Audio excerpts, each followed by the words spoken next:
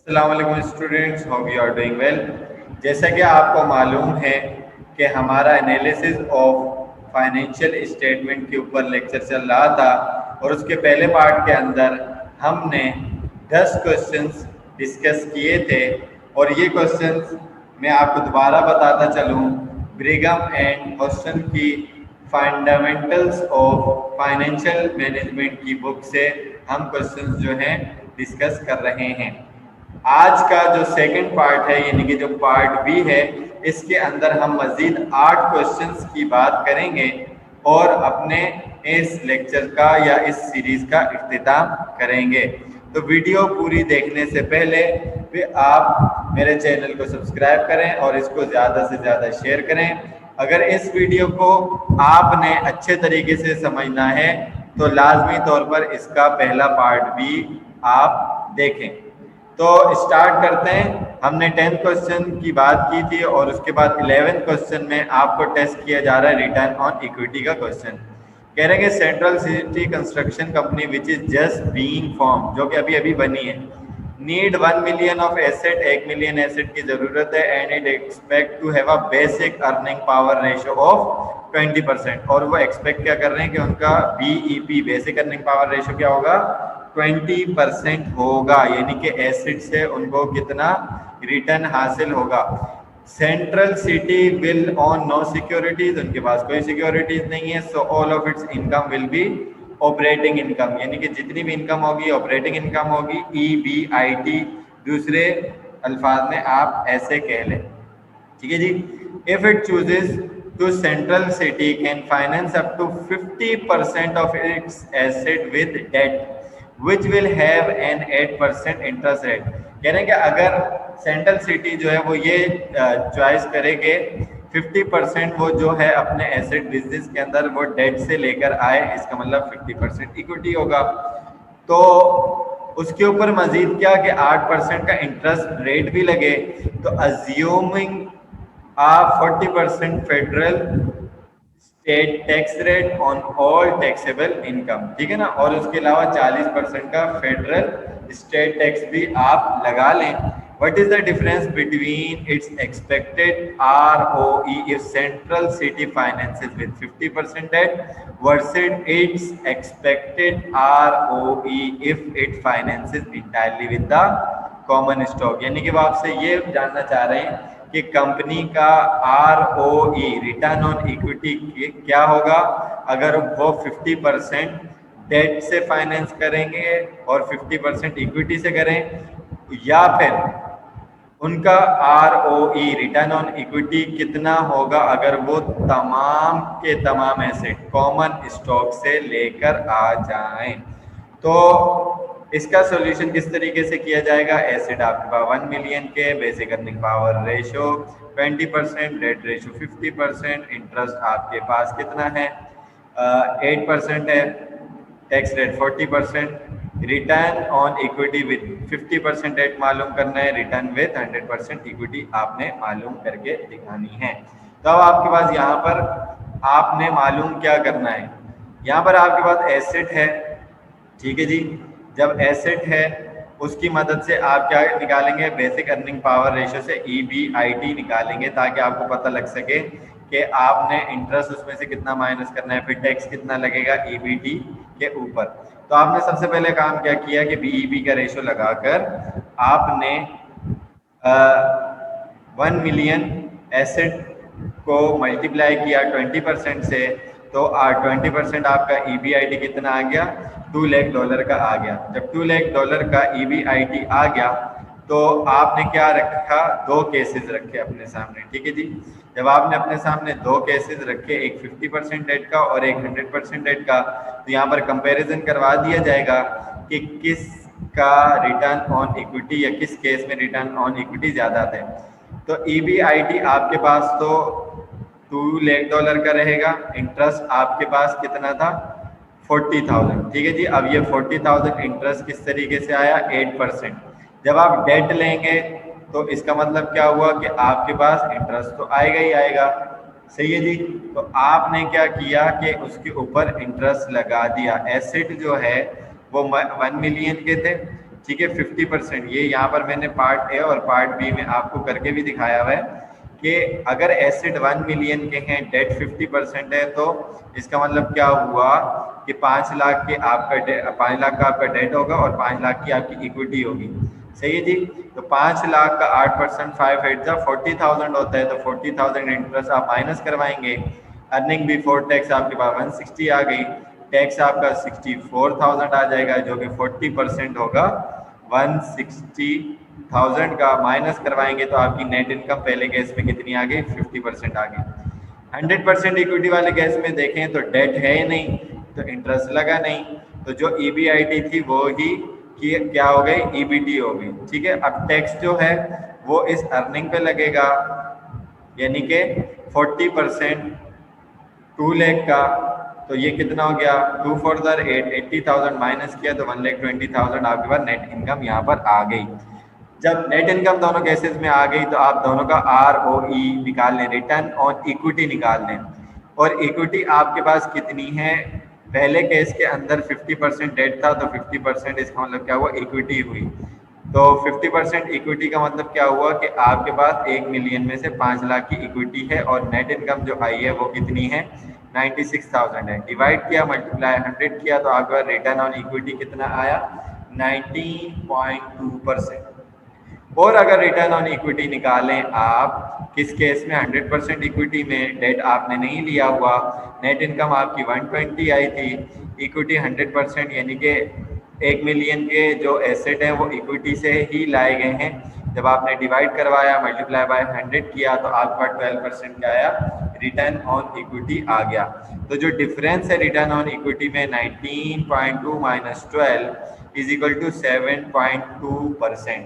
इसका मतलब क्या हुआ कि 19.2% का रिटर्न ऑन इक्विटी जो है वो 50% की डेट फाइनेंसिंग से हायर है। तो डेट जो है वो आपको इस तरीके से फायदा पहुंचा रहा होता है।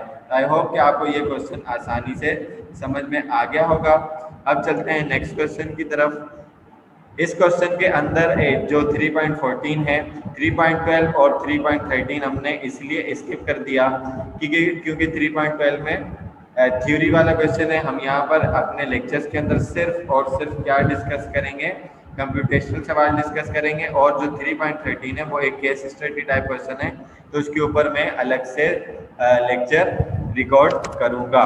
तो हम आगे चल लेते हैं इबिटा रेशो की तरफ। इबिटा कवरेज रेशो मैंने आपको पहले भी बताया था, जो कि इंटरेस्ट कवरेज रेशो भी कहलाता है। EBITDA to interest coverage ratio, जो कि ये बताता है कि कंपनी की क्या एबिलिटी है अपना इंटरेस्ट पे आउट करने की। तो क्वेश्चन में आपको क्या कह रहा है, Harriet industries has 7.5 billion in total assets, the company's basic earning power ratio is 10% and its time interest earned ratio यानी कि टाई रेशो कितना है 2.5। हैरियट्स का डेप्रिसिएशन और अमोर्टाइजेशन एक्सपेंस 1.25 बिलियन है और 775 मिलियन जो है वो लीज पेमेंट्स के अंदर हैं, 500 मिलियन जो है वो प्रिंसिपल अमाउंट के अंदर जा रहे हैं on outstanding loan and long term debt. What is Harriet's EBITDA coverage ratio, उसका EBITDA कवरेज रेशियो क्या होगा। तो डेटा क्या है, 7.5 बिलियन डॉलर्स के asset, BEP ratio 10%, TIE ratio 2.5, DA यानी कि depreciation and amortisation 1.25 billion dollars, 775 million dollars की lease payment, principal payments 500 million dollars. EBITDA coverage ratio मालूम करना है। फॉर्मूला आपको पता है, 2 बार पहले भी आप ये क्वेश्चन कर चुके हो, EBITDA plus lease payment divided by interest plus principal amount और लीज पेमेंट। तो सबसे पहले आप जो काम करेंगे वो क्या करेंगे, आप EBIT निकालेंगे, क्योंकि आपके पास यहाँ पर EBIT प्लस डा यानी कि डेप्रिसिएशन एंड अमोर्टाइजेशन होना चाहिए। डेप्रिसिएशन एंड अमोर्टाइजेशन तो है, EBIT आपके पास मौजूद नहीं है। तो BEP रेशियो का फॉर्मूला क्या है, EBT bye total asset. Total asset आपके पास 7.5 billion dollar multiply by BEP ratio 10%, तो आपके पास ये आंसर आ गया। ठीक है जी। और EBIT जब आपके पास निकल गई तो सेकंड पार्ट आप क्या करेंगे, EBITDA निकाल लेंगे, यानी कि EBIT को डेप्रिसिएशन एंड अमोर्टाइजेशन के अंदर आप ऐड करवा देंगे। जब ऐड करवा देंगे इन दोनों को, यानी कि EBIT और आपकी जो 1.25 बिलियन डॉलर्स के डेप्रिसिएशन एंड अमोर्टाइजेशन हैं, तो आपके पास यहाँ पर ये वैल्यू आ जाएगी EBITDA की। ठीक है जी।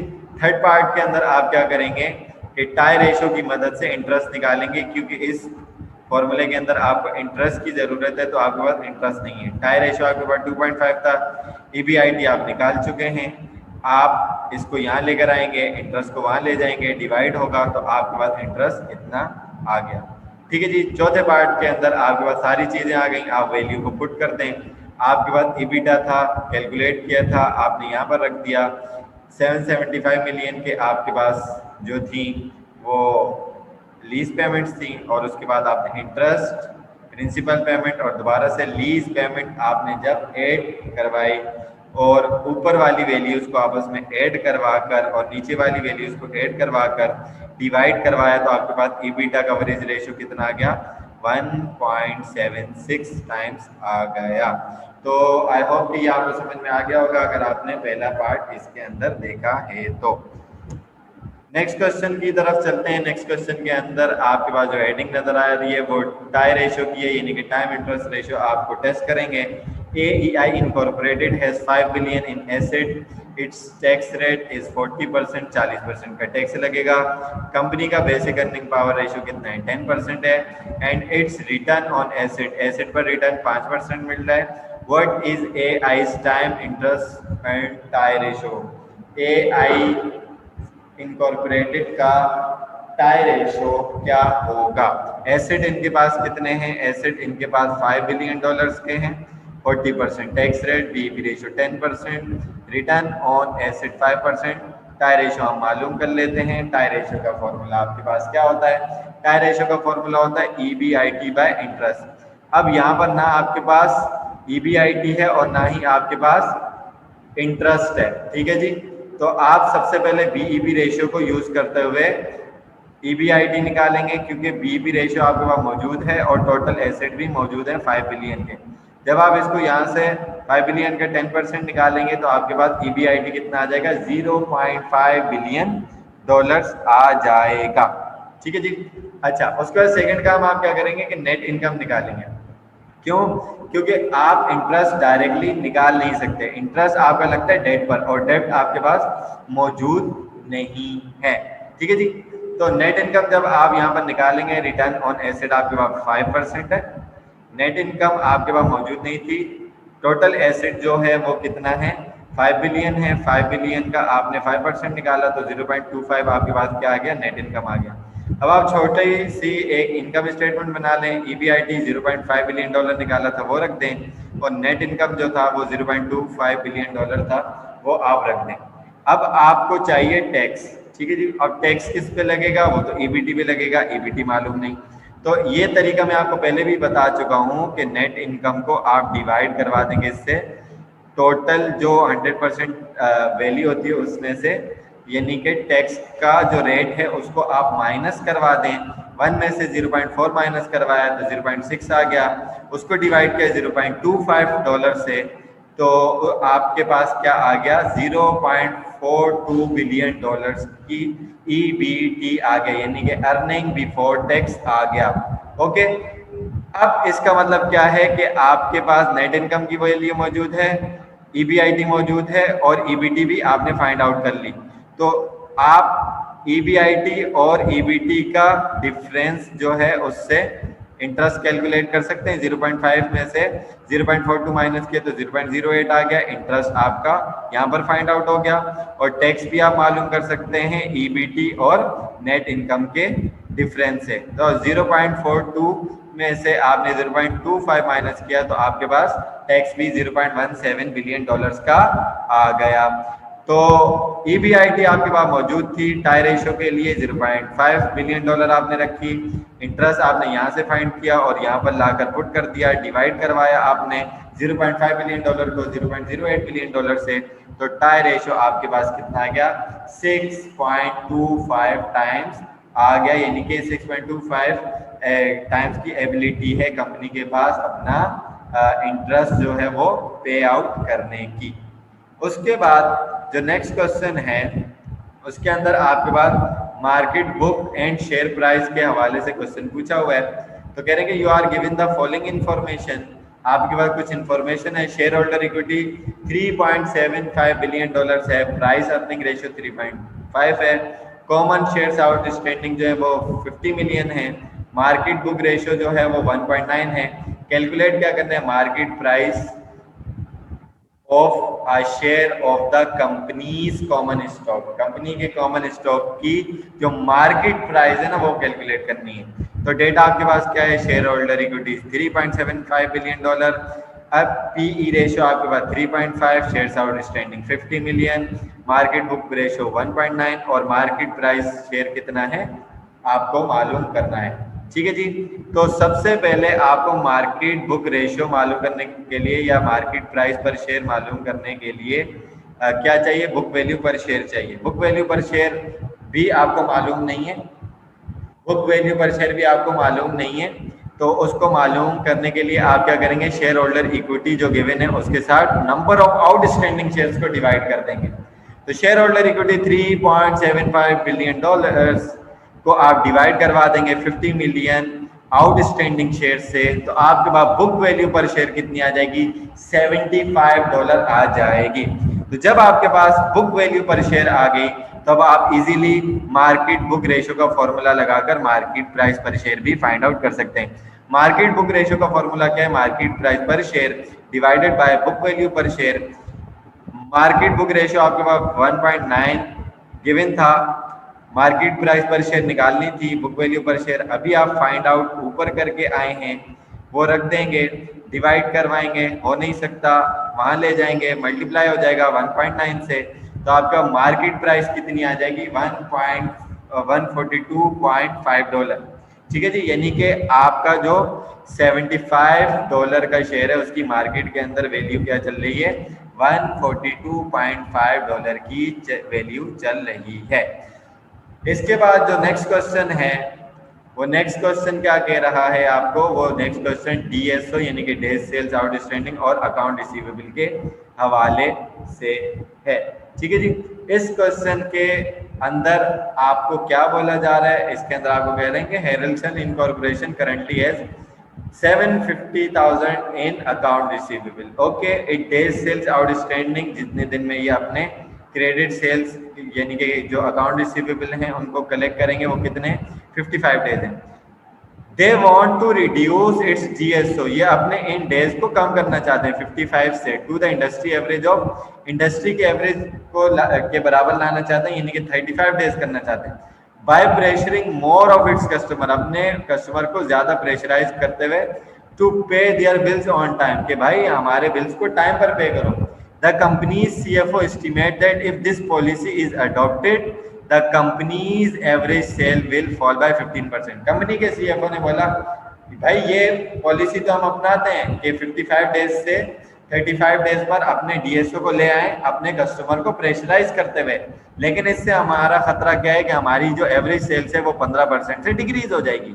Assuming that, assume करो the company adopt this change, company ये पॉलिसी एक्सेप्ट कर रही है, अडॉप्ट कर रही है, and succeed in reducing it DSO to 35 days, और वो कामयाब भी हो गई अपना DSO 35 डेज करने में, and does loss 15% of its sale, और उसकी सेल्स भी 15% से गिर गई। What will be the level of account receivable to the nearest dollar following the change, यानी कि इस चेंज को फॉलो करते हुए आपका अकाउंट रिसीवेबल कितना होगा, उसका लेवल कितना होगा, अज्यूम करेंगे 365 डेज इन अ ईयर। ठीक है ना, एक साल के अंदर आप 365 डेज को अज्यूम करके इसकी कैलकुलेशन कीजिए। तो आपके पास अकाउंट रिसीवेबल जो पहले से दिया हुआ था अभी करंटली वो $750,000 था, डे सेल आउटस्टैंडिंग आपका जो था वो 55 डेज था, सेल जो गिरेगी वो 15% से गिरेगी पॉलिसी अडॉप्ट की, आपका जो टारगेटेड रिडक्शन है यानी कि 35 डेज तक लाना है, तो न्यू अकाउंट रिसीवेबल क्या होगा। तो सबसे पहले आप क्या करेंगे, ये मालूम करेंगे कि भाई आपकी सालाना सेल थी कितनी, तो DSO का formula account receivable by average sales per day, तो DSO आपके पास 55 डेज था, account receivable $750,000। Average sales per day का क्या होता है, annual sale divided by 365 days, annual sales क्योंकि मालूम नहीं है। तो आपने क्या किया, ये डिवाइड हो रहा था, आप इज इक्वल टू के वहां लेकर आ गए ऐसे एनुअल सेल बाय 365 डेज, और 55 डेज को यहाँ पर लेकर आए डिवाइड करवाने के लिए। जब आपने $750,000 को डिवाइड किया तो आपके पास वैल्यू क्या आ गई, $13,636.366। उसके बाद आपने इसको मल्टीप्लाई करवा दिया, क्योंकि ये 365 डेज जो हैं वो वहाँ पर डिवाइड हो रहे थे, यहाँ कर मल्टीप्लाई हो जाएंगे। तो आपके पास यहाँ पर क्या आ जाएगा, 49,77,272.714 की एनुअल सेल्स आ जाएगी। अब जब आपके पास एनुअल सेल्स आ गई तो आप ये मालूम कर लें कि आपकी 15% से जो सेल्स फॉल की गई है या फॉल हुई है वो कितनी हुई है। तो इसका फॉर्मूला क्या है कि रिवाइज एनुअल सेल जो न्यू आएगी, ओरिजिनल में से जो अभी आपने फाइंड आउट की, जो डिक्रीज है 15% का वो माइनस करवा दें।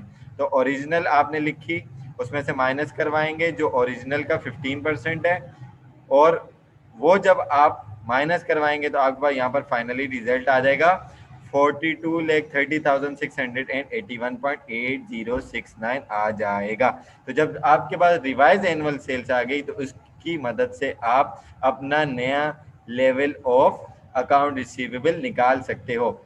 अकाउंट रिसीवेबल कैसे निकालोगे, DSO का फॉर्मूला आप दोबारा लगाइए, DSO is equal to account receivable divided by sales per day. और DSO आप कितना करना चाहते थे, 35 डेज, क्योंकि आपका ये नया गिवन था। सेल्स पर डे के लिए आपकी जो रिवाइज सेल्स है उसको आप डिवाइड करवा दें 365 डेज से। जब आप डिवाइड करवाएंगे और मल्टीप्लाई करवाएंगे 35 डेज से, तो आपके पास अकाउंट रिसीवेबल का जो लेवल आएगा वो 4,05,681.8171 पॉइंट के अंदर वैल्यू आ जाएगी। अगर इसके अंदर कोई वैल्यू गलत हो जाती है तो आप कमेंट सेक्शन में लाजमी तौर पर बता सकते हैं। उसके बाद नेक्स्ट क्वेश्चन जो आपके पास यहाँ पर टेस्ट किया गया है वो है प्राइस अर्निंग और स्टॉक प्राइस का। तो कह रहे हैं fountain and associate incorporation recently reported net income, अपनी नेट इनकम रिपोर्ट की। $2 मिलियन की company has 5 lakh shares of common stock and it currently trade at $40 a share. ठीक है ना, 5 लाख कॉमन स्टॉक शेयर्स हैं उनके पास, और एक शेयर वो पर शेयर कितने का बेच रहे हैं, $40 का। The company continues to expand and anticipate that 1 year from now, आज से 1 साल के बाद उनकी जो नेट इनकम होगी वो $3.25 बिलियन होगी, यानी कि $1.25 बिलियन से इंक्रीज हो जाएगी। ओवर द नेक्स्ट ईयर, अगले साल, the company also anticipate issuing an additional 1,50,000 shares of stock. ठीक है ना, एडिशनल 1,50,000 शेयर्स भी इशू करने का सोच रहे हैं। So that 1 year from now, यानी कि आज से 1 साल के बाद, the company will have 650,000 shares of common stock. Simple सी बात है, 5 लाख के कॉमन स्टॉक पहले से थे, 1.5 लाख के मजीद इशू करेंगे तो टोटल 650 हो जाएंगे। Assuming the companies price earning ratio remains its current level, यानी कि उसका जो प्राइस अर्निंग रेशियो है वो करंट लेवल पर ही रहे, यानी कि जो अभी है और बाद की चेंजेस के बाद भी सेम रहे। तो what will be the companies stock price 1 year from now, आज से 1 साल के बाद प्राइस अर्निंग रेशियो को चेंज किए बगैर कंपनी का स्टॉक प्राइस कितना होगा। तो आपके पास डेटा के अंदर $2 मिलियन की नेट इनकम, 5 लाख के शेयर्स अभी वाले, current price $40, targeted net income $3.25 जो वो बढ़ाना चाहते हैं, एडिशनल इशू करेंगे 150 प्लस इसमें करवाएंगे, तो ये आपके पास आ जाएगा 650,000 शेयर्स आपके पास आ जाएंगे। आपने स्टॉक प्राइस करनी है without changing the value of price earning. Okay, तो सबसे पहले आप क्या करेंगे, अर्निंग पर शेयर निकालिए। अर्निंग पर शेयर जब आप निकालेंगे तो अभी तो प्राइस अर्निंग रेशो भी आपका निकलेगा, प्राइस अर्निंग रेशो निकलेगा तो उसके बाद प्राइस पर शेयर भी निकल सकता है, यानी कि तीनों चीज़ें एक दूसरे के साथ जुड़ी हुई।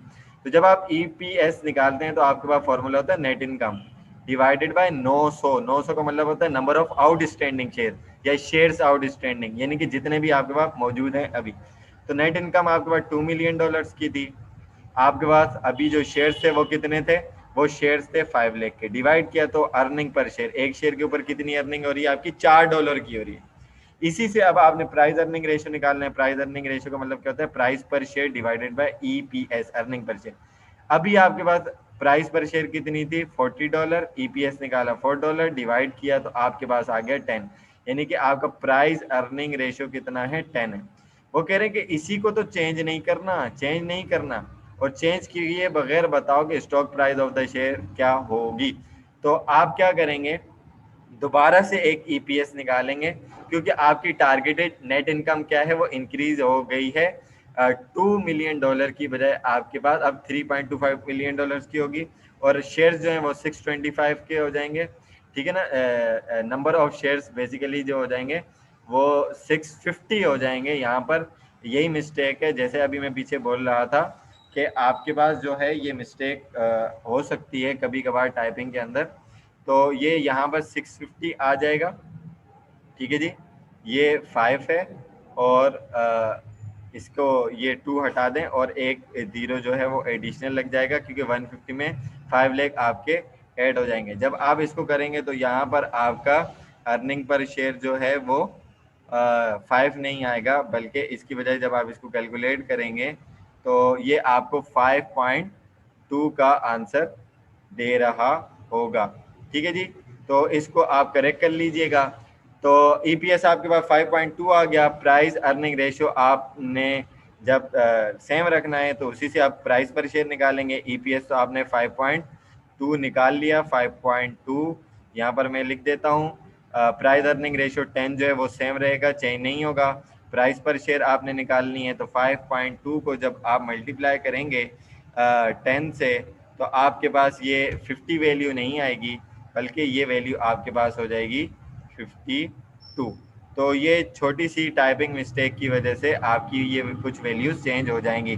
बहरहाल आप क्वेश्चन का कॉन्सेप्ट ये समझें कि अगले साल जो है प्राइस पर शेयर भी इंक्रीज हो जाएगी, यानी कि अभी करेंटली जो आपके शेयर की प्राइस है वो कितनी थी, वो थी 40। एक साल के बाद जब आप अपनी नेट इनकम को भी बढ़ाएंगे, एडिशनल शेयर्स भी इशू करेंगे, तो आपकी प्राइस ऑफ पर शेयर कितनी हो जाएगी, $52 हो जाएगी, यानी कि $12 से इंक्रीज हो जाएगी।